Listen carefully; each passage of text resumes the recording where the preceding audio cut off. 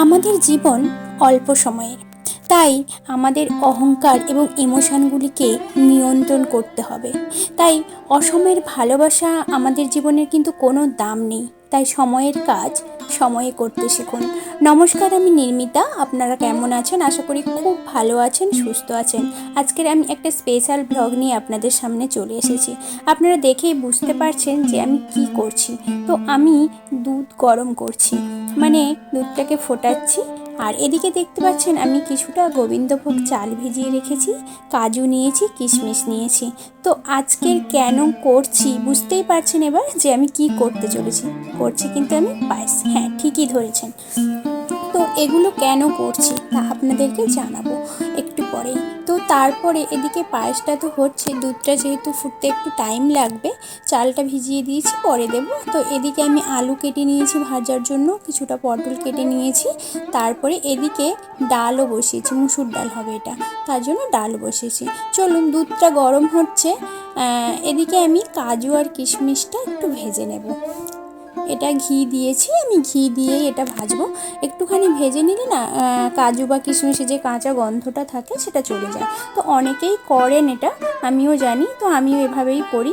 আর চালটা আমি ভাজি না, চালটাকে আমি জাস্ট ভিজিয়ে রেখে দিই। যখন দুধ ফুটে যাবে, একদম একটু মোটা মোটা হয়ে আসবে, তারপরে আমি দেব। তো দেখুন ভাজা হয়ে গেছে। আর এদিকে দেখুন দুধটা আমার বেশ হয়ে গেছে।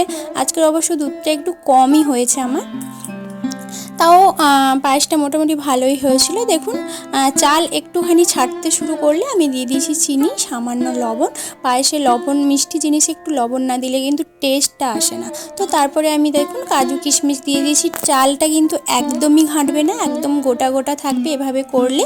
আর দেখুন কত সুন্দর হয়েছে। তো পায়েসটা আমি তুলে রেখে দিচ্ছি কিছুটা। তো চলুন, উপরে আমি একটুখানি কাজু কিশমিশ ছড়িয়ে দিলাম। দেখুন কেমন হয়েছে পায়েসটা, আপনারা অবশ্যই জানাবেন। চলুন, এরপরে বাকি যে রান্নাগুলো ছিল ওগুলো টুকটুক করে করে নেব। এদিকে একটু সামান্য আলু ভাজা করে নেব। আর একটা কথা বলি আপনাদেরকে, যে আমি আজকে সোমবার, তো আমি শ্রাবণ মাসের সোমবার প্রত্যেকবারই করি। তো বিয়ের পরে এই প্রথম আমার সোমবার, তো আমি একটাও করতে পারিনি, অনেক কিছু অসুবিধা ছিল সেখানে। তো আজকের আমি করেছি, তো সে কারণে আমি মাছগুলো রান্না করব না, ওটা আম্মু করবে, মানে আমাদের ওই পুচকুটাকে দেখে না আপনারা, তো ওর মা করবে। তো আমি টুকটাক এগুলো করে ফেলছি। হয়ে গেল আলু ভাজা, পটল ভাজা, আর ডালটা যে রেখেছিলাম সেদ্ধ করে, ওটাও ফোড়ন দিয়ে ফুটিয়ে নিলাম। তো চলুন, আমার পালা শেষ, এবার শুরু হলো আমাদের মৌর পালা। তো ও ভাত বসিয়ে দিয়েছে, আর এদিকে দেখুন মাছটা ভেজে নিচ্ছে, আর ঢ্যাঁড়স ভাজাও হবে, এটা পরে হয়েছে। তো এদিকে দেখুন মশলাটা কষানো হয়ে গেছে।